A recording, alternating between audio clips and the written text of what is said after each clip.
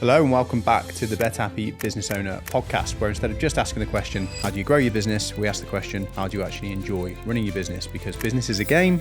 If you enjoy it, you're much more likely to win.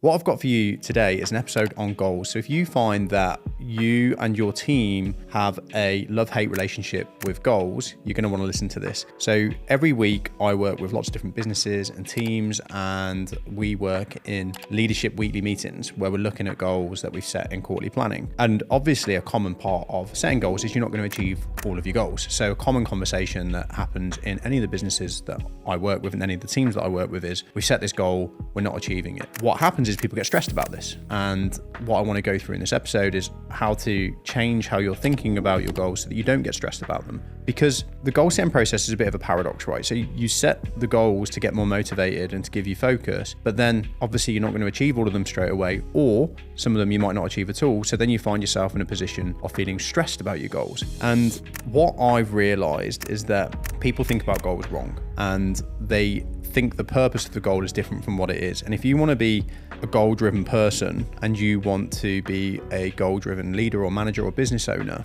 you've got to think about your goals in the right way. Otherwise, you're going to be stressed, and so your team, and that's going to hold you and your team back from getting the results that you deserve to get. So the first thing that I want to highlight is that what is the point in a goal, right? And the point in a goal is not to guarantee that you're going to achieve the goal. So people think, well, the whole point in a goal is that if I say I'm going to achieve it, I'm going to achieve it. If you say you're going to achieve it, you're going to significantly increase your chances of achieving it, but that's not the point in the goal. And if you think that's the point of your goal, that we have to set it and then we have to achieve it, you're going to be stressed, and so is your team going to be stressed. So we have to change our mindset around what it is, what a goal is, what it means. And the whole point in a goal is not to set a line in the sand and say we have to achieve that, otherwise we failed. The whole point in a goal is to create focus. And that's a vitally important thing to understand. The whole point in your goal is to focus you and your team around an area that we want to achieve so that we can focus our efforts on that area. If we don't have the goal, if we haven't written the goal, if we haven't got specific about the goal, it's very difficult for us to keep focused on what we need to focus on, and we end up getting distracted, being very inefficient and focusing on lots of different things. So the actual reason for the goal is to create focus. And that's why I love the OKR process, Objectives, Key Results, as taught by John Doerr in the book Measure What Matters, because the OKR process teaches is that you and your team should only ever have 3 to 5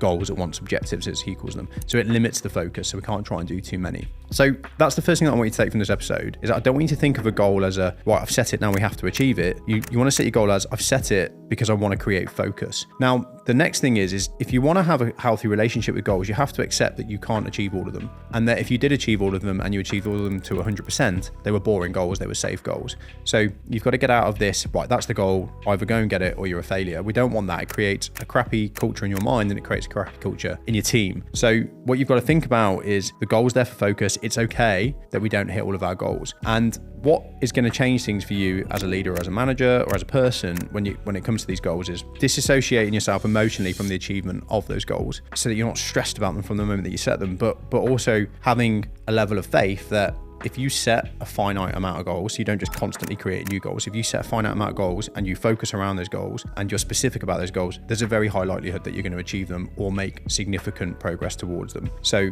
we've got to think about them differently. We can't think about them as just this binary thing that it has to be done, and if it doesn't get done, then I'm a failure, my team's a failure. The other outcome of thinking like that, by the way, of thinking that it's just got to be achieved 100% otherwise we're a failure, is people try and create safe goals, and because they're worried that if they set a challenging goal that they're going to fail, and that's going to reflect poorly on them in your business or in your team. You've got to think about the wider ramifications of that in your team and in your business, and the ramifications is that your team aren't going to want to set the goals that they really feel they could achieve because they're worried that they're going to get judged badly if they don't achieve them. So they're actually going to limit their goals and create safe goals. So that's going to limit what's actually being achieved in your business, and it's going to demotivate your team because they know they could achieve more, but they're not getting after it because they're creating safe goals, and it creates a really kind of stagnant. It's really important that we think about our goals in this way on multiple levels, for the performance of the business, for the motivation and sanity of you, but also for the motivation and sanity of your employees, which also impacts on employee retention and all these other things. So this isn't just for achieving the goals in your business, but it's also for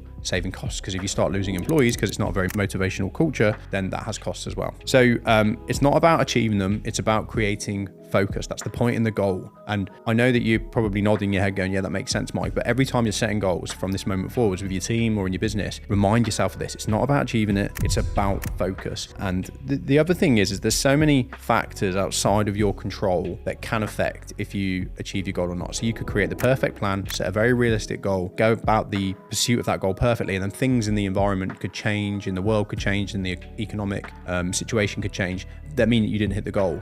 So again, then you're going to feel like crap about it if you've got it in your head that you have to achieve it, otherwise you're a failure. Whereas if you've got it in your head that, okay, we set that goal to focus, we did focus, we worked really hard, we did the right stuff, we didn't achieve it for things outside of our control, you're not losing sleep at night about that. So that's the culture that you want to create in your mind with your goals. Otherwise, you're just going to end up with safe goals and people that aren't very motivated. And then the final point that I want to make on this is when you are setting your goals, how do you decide how big to make them so that they stretch you, so that they are aspirational without creating stress? And there's a term, again, used by John Doerr called a moonshot. So when you're setting your goals and when you're setting the specifics around your goals, you want to set a target where if you achieve 70% of that, it'd still be cause for celebration. And this is a really important thing to teach your teams as well. So if you don't teach them this, they're going to set goals again that they feel are safe. And there's some wider ramifications on this as well. Like you don't want to bonus people on goals, because if you bonus people on goals alone, they're going to play safe, aren't they? They're going to play it down. So you don't want to do that. You want to bonus people and commission people for overall performance, attitude,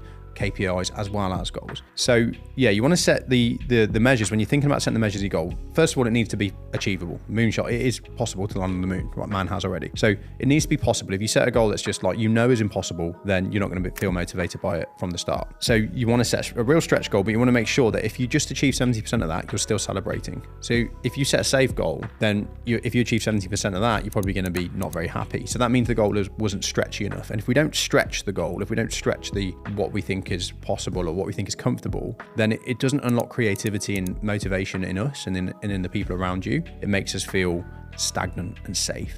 That's what you've got to think about when you're getting specific about the goal. Now, what will happen sometimes, I started my career and my business endeavors in the fitness space. So sometimes what will happen is you won't know what numbers to set, right? And this is common in business as well. Like you're selling a new product or a new service, you don't know if how many people are going to buy this. So you have to kind of guess at the start.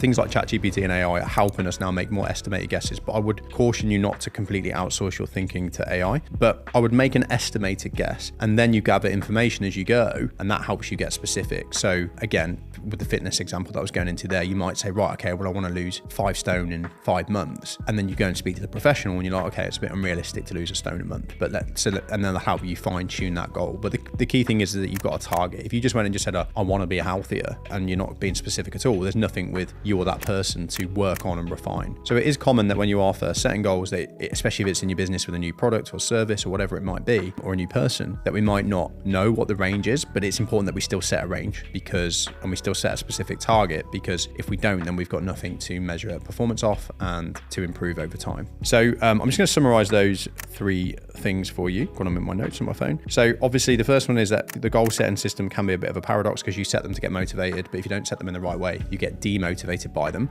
And that's because we're thinking about them in the wrong way. So what we've got to do is firstly, make sure that we remind ourselves that we're not setting goals in a binary way where we have to achieve them or we're a failure. We need to get that out of our heads. Second one is we are setting goals to create focus. That's the whole point in it, nothing else. So if your goal is helping you get focused and get clear and get specific, good. If you're feeling demotivated and stressed straight away, it's because you're telling yourself subconsciously, you have to achieve this, otherwise you're a failure. You're thinking about it wrong. You've got to think about it as creating focus. And then the third point is when you're setting the specifics about the goal, think about 70% is good enough. And if you get that right, where 70% would be cause for celebration, then you've probably got the right range. If you don't know what the range of the measure should be, make something up and then go and refine it when you've experimented or found data. If you implement this into your own personal world in your head and you embed this into the culture in your business, you'll create a really high performance culture where people enjoy working for you, where people come up with ideas, where people like to stretch and push the boundaries and grow your business. If you don't do this, you'll create a stagnant culture